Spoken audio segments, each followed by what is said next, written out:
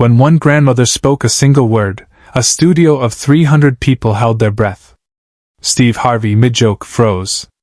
His hand raised for the punchline, slowly lowered to his chest. The cameras kept rolling, but something had shifted. The laughter died. The game stopped. And in that silence, something far more powerful than entertainment filled the room. This wasn't supposed to happen. Family Feud runs on a tight schedule. Jokes, buzzers, points, commercial breaks. But what this 82-year-old woman said next would shatter the format, stop the show, and remind everyone watching that some moments transcend television. Steve Harvey stopped mid-joke. The entire studio froze. If you want to know how one word can change everything, subscribe now because the most powerful part of this story is still ahead. Her name was Dorothy Mitchell. For 3 weeks, her family had begged her not to come. "Grandma, you're not strong enough," they said. "The trip is too long. The lights will be too bright. The stress will be too much." But Dorothy had made up her mind. At 82 years old, with a body weakened by chemotherapy and a heart still grieving the loss of her husband 6 months earlier, she insisted on being there. "I need to be with my family," she told them. Just one more time.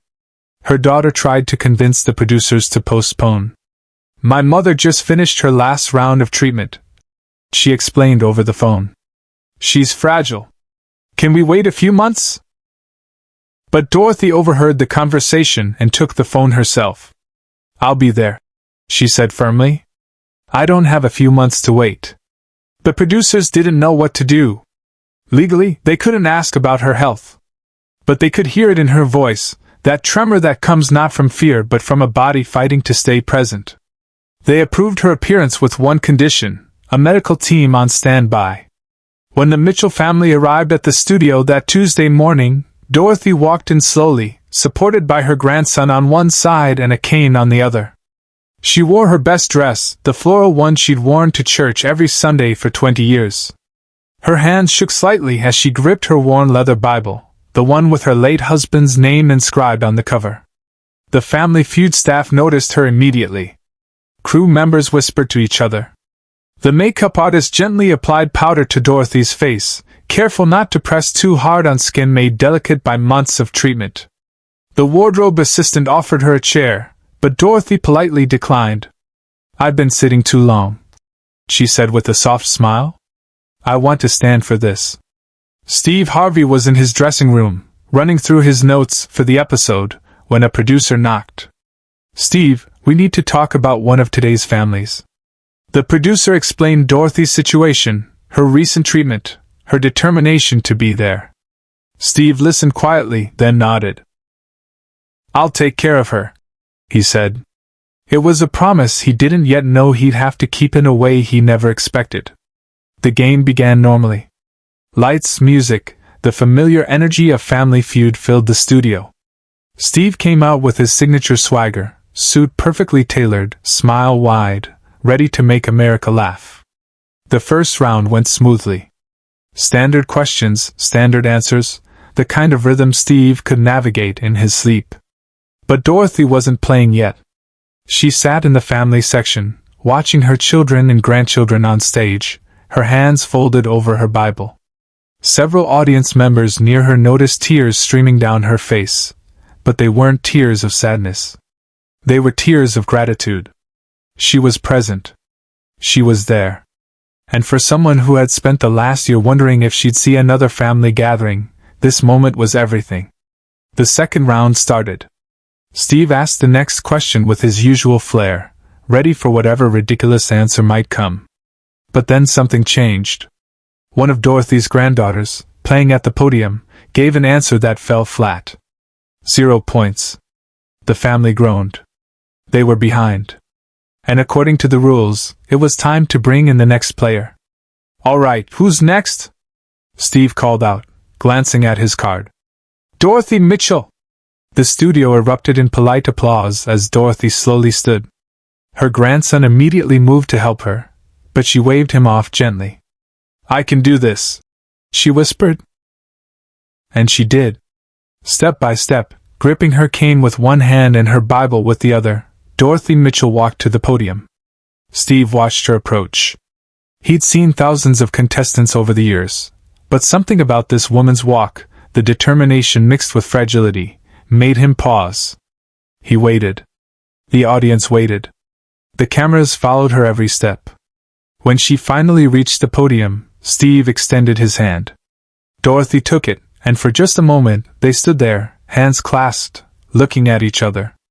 Steve saw something in her eyes, something that made his professional smile soften into something more real. "You doing okay?" he asked quietly, off mic. Dorothy nodded. "I'm exactly where I need to be." Steve stepped back to his mark, ready to ask the question. But before he could, Dorothy spoke. Her voice was soft but clear, cutting through the noise of the studio. "Mr. Harvey, before we start, can I say something?" This wasn't part of the script. Producers in the control room tensed. Steve's eyebrows raised, but he smiled. "Of course. What's on your mind?" Dorothy looked directly at him, then at the cameras, then at her family. Her hands trembled slightly as she gripped the podium. "I almost didn't make it here today," she began. The studio quieted. "Not because of traffic or scheduling. I almost didn't make it because 6 months ago, I buried my husband of 58 years. And 4 months ago, doctors told me I might not see Christmas." The room went completely silent. No coughs. No shuffling. Even the crew members stopped moving. "But I'm here," Dorothy continued, her voice steady now. "And you know why? Because faith is my only strength." Behind the scenes, Steve made a decision that defied every producer's expectation. Those 6 words hung in the air. "Faith is my only strength." Steve Harvey, a man known for his quick wit and rapid-fire jokes, said nothing. He stood completely still, his hand moving slowly to his chest, just over his heart. His eyes locked on Dorothy's, and for several seconds the game show host disappeared. What remained was just a man, deeply moved, struggling to find words. The audience didn't know whether to clap or stay silent. Dorothy's family members on stage wiped tears from their eyes. Her grandson, standing in the family section, covered his face with his hands. Steve took a step closer to Dorothy. "Say that again," he said quietly, his voice catching slightly. "Faith is my only strength," Dorothy repeated, this time louder, her voice gaining power with each word. Steve nodded slowly. Then, in a move that broke every rule of television production, he turned to the control room and made a cutting gesture across his throat. "Stop the show," he said. "Stop everything." The producers froze. Stop the show? Mid-taping? Impossible. But Steve wasn't asking. He was telling. The game clock stopped. The music cut out. For the first time in Family Feud history, Steve Harvey walked away from his mark, away from the podium, and stood directly in front of Dorothy. "Ma'am," he said, his voice now fully audible through the studio microphone. "I need you to know something. I've been doing this show for years. I've met thousands of people. I've heard every answer, every joke, every story. But what you just said..." He paused, his eyes glistening. "That's not just an answer. That's a testimony." Dorothy smiled, tears now flowing freely down her face. "It's the only truth I have left, Mr. Harvey." Steve reached up and, without thinking, began to take off his suit jacket. The audience gasped. Wardrobe assistants backstage looked at each other in confusion. What was he doing? Steve carefully draped his jacket over Dorothy's shoulders, the expensive fabric settling around her small frame like a blanket. "You hold on to that faith," Steve said, his voice thick with emotion. "You hold on to it tight. Because if faith got you here today, if faith got you through losing your husband, if faith got you through treatment, then faith is going to carry you through whatever comes next." Dorothy reached up with a shaking hand and touched the jacket, then looked up at Steve. "Thank you," she whispered. "Not for the jacket. For stopping." Subscribe and leave a comment because the most powerful part of this story is still ahead. But this is the moment no one in the studio, and no one watching at home ever saw coming. Steve stepped back, wiping his eyes with the back of his hand, not caring that millions would eventually see this moment. He turned to Dorothy's family on stage. "Come here," he said, waving them over. "All of you. Right now." The Mitchell family didn't hesitate. They rushed to Dorothy, surrounding her at the podium. Grandchildren wrapped their arms around her. Her daughter sobbed openly. Her son held the back of her head gently, as if she were made of glass. And Steve Harvey, still without his jacket, stood to the side, watching this family embrace the woman who had fought so hard just to be there. The audience didn't wait for permission. They stood. All of them. A standing ovation erupted, not for a game won or a clever answer, but for a woman's courage, for a family's love, for a moment that transcended the game. Steve let it happen. He didn't rush them. He didn't signal for the show to continue. He just stood there, hands in his pockets, letting this family have their moment. And when he finally did speak, it wasn't to move things along. It was to honor what had just happened. "You know," Steve said, his voice carrying across the now quiet studio. "We play games here. We laugh, we compete, we win money. But every once in a while, something happens that reminds us why we're really here.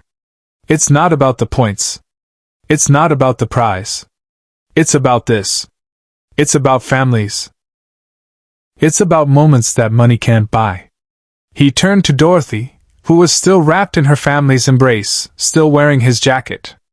"Mrs. Mitchell, I don't care what the score is. I don't care if you know another answer. You've already won. Do you understand me? You've already won." Dorothy nodded, unable to speak, her face buried in her daughter's shoulder. Steve looked at the producers in the control room and made a decision that would later be discussed in every meeting, every debrief, every analysis of that episode. "We're not finishing this game," he announced. "Not in the traditional way. Mrs. Mitchell's family automatically advances. I don't care what the rules say. Some things are more important than rules." The opposing family, standing at their podium, didn't object. In fact, they were crying too. The team captain stepped forward and said, "We agree, Steve." Completely. Then, in a moment that would become almost as famous as Dorothy's words, the entire opposing family walked across the stage and joined the embrace. Strangers brought together by a game show, now linked by something far deeper. Steve Harvey stood alone at center stage, watching two families merge into one unit of support around an 82-year-old grandmother who had simply said what she believed: "Faith is my only strength." When the taping finally wrapped, when the cameras stopped rolling and the audience filed out, Steve didn't immediately go back to his dressing room. He waited. He watched as Dorothy's family helped her off the stage, as medical staff checked on her, as she slowly made her way toward the exit, still wearing his jacket. "Mrs. Mitchell," Steve called out, jogging to catch up with her. "Wait." Dorothy turned, her family surrounding her protectively. Steve reached into his pocket and pulled out a business card. But he didn't just hand it to her. He knelt down, bringing himself to her eye level, and placed the card gently in her hand. "This has my personal number," he said quietly. "Not my agent. Not my assistant. Me. If you ever need anything, I mean anything, you call. If you need help with treatment, if you need support, if you just need someone to pray with you, you call me. Do you understand?" Dorothy looked at the card, then at Steve, then back at the card. "Why?" she asked simply. Steve smiled. "Because you reminded me of something I'd forgotten. You reminded me that faith isn't just something we talk about. It's something we live. And if you can stand up here, after everything you've been through, and tell the world that faith is your only strength, then the least I can do is make sure you know you're not alone in that faith." Dorothy reached out and touched Steve's face, the way a grandmother touches a grandchild. "You're a good man, Mr. Harvey. Don't let anyone tell you different." 3 months later, Steve received a call. It was Dorothy's daughter. "I wanted you to know," she said, her voice breaking, "that Mom passed away this morning. Peacefully. At home. Surrounded by family." Steve closed his eyes, absorbing the news. "I'm so sorry," he whispered. The daughter continued, But I also wanted you to know something else. She was wearing your jacket. She asked for it specifically. She said it reminded her of the days she felt most alive. Steve Harvey, a man who makes millions laugh every week, broke down. He sat in his dressing room, phone still pressed to his ear, and wept. That jacket never came back. It stayed with Dorothy until her final breath. And today, it hangs in her daughter's home, a reminder that sometimes the greatest gift we can give isn't something we planned. It's the moment we choose to stop everything and simply be present. Steve still keeps Dorothy's Bible verse card in his wallet. When asked about it, he says only this: "She taught me that strength isn't about what you have. It's about what you refuse to let go of." Share and subscribe. Make sure this story is never forgotten. Faith carried Dorothy home. But her words, they'll live forever.